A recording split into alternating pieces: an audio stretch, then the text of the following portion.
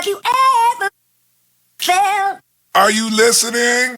Bienvenue au Tamim Studio, des conseils pro par des experts make-up artistes. Aujourd'hui, avec la belle Amanda, je vais créer un look avec quelques-uns de mes produits phares, dont le mascara cire de mascara de Guerlain, le Eyes to Kill de Giorgio Armani. Je me fais un plaisir, suivez-moi. Vu que je vais partir avec un look assez intense sur les yeux, je vais tout de suite commencer par cette partie-là.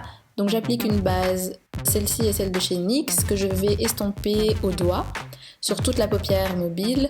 C'est une base qui est assez légère et facile à appliquer.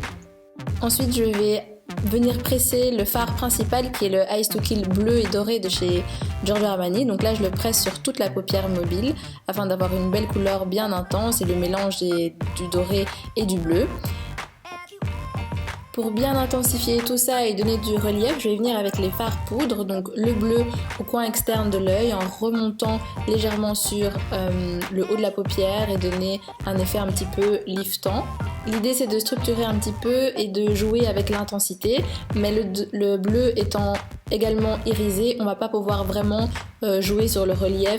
Je fais évidemment bien attention à estomper la couleur et qu'il n'y ait pas une démarcation qui soit trop intense. Ensuite, avec le doré, je vais venir dans le coin interne de l'œil, toujours avec un pinceau estompeur pour garder de la douceur et faire attention à ce que tout se fonde bien ensemble. Là, je vais aussi vérifier et connecter les deux fards poudre que j'ai mis et ensuite de bien venir intensifier le ras des cils.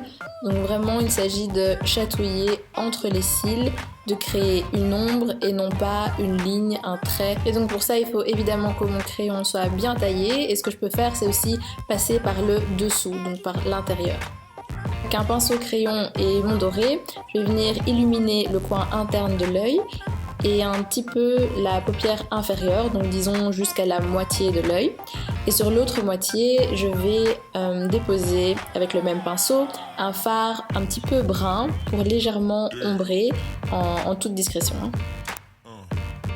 Le fait d'avoir commencé par les yeux me permet de nettoyer le dépôt des fards et donc je vais pouvoir maintenant passer au teint avec une base matifiante, celle de chez Smashbox car Amanda a tendance à avoir la peau qui brille sur certaines zones, donc je vais vraiment lisser la peau avec ce primer. Je passe donc tout de suite à l'anti-cerne avec ce correcteur perfection de chez Chanel. Je vais vraiment l'appliquer en dessous des yeux, donc il n'est pas vraiment beaucoup plus clair que sa carnation, donc l'idée c'est vraiment juste de cacher les cernes et de corriger les petites imperfections. Je l'applique au pinceau plat pour avoir une bonne couvrance, donc en partant en dessous des yeux, je remonte vers le ras de la paupière et je l'étire bien vers la joue. Je vais en profiter pour corriger les toutes petites rougeurs sur les coins des narines, sur le menton et très légèrement illuminer le front. Et l'arête du nez avant de passer au fond de teint. Pour Amanda, un fond de teint léger, elle n'a pas besoin de couvrance et surtout un fond de teint qui respecte bien le côté déjà un petit peu hâlé de son teint. Je l'applique avec un pinceau au poil diffus pour éviter de surcharger le teint. Et je matifie les zones qui ont besoin d'être matifiées avec une poudre libre, donc uniquement en dessous des yeux. Là où j'ai mis l'anti-cerne, il est important donc que cet endroit-là ne brille pas. Un petit peu le nez, le menton et le front. Pour le reste, je vais vraiment éviter de poudrer et je vais vraiment garder le teint le plus frais possible. On réchauffe légèrement et on contourne très légèrement avec une poudre plus foncée, donc je passe bien avec un pinceau diffus sur le contour du visage, je creuse légèrement les joues. Et donc là, c'est vraiment important de prendre son temps pour bien estomper et que ce soit vraiment une ombre qui soit créée, quelque chose de très léger et pas de démarcation. Je vais passer aux sourcils en les peignant bien. Amanda a déjà une super belle base, donc je vais juste remplir très légèrement avec un crayon aux endroits où j'estime qu'il pourrait y avoir un tout petit peu plus de poils. Mais j'ai vraiment encore une fois envie d'avoir un résultat frais, léger, et donc je ne vais pas structurer ou faire de lignes marquées. Donc je vais vraiment avoir un résultat avec les yeux bien intenses. Et donc je vais un petit peu illuminer en dessous. Je vais faire attention à placer avec un pinceau pour un petit peu de précision, mais je vais estomper au doigt pour un résultat plus naturel. Place à mon coup de cœur au niveau des mascaras, c'est la cire de mascara de Guerlain.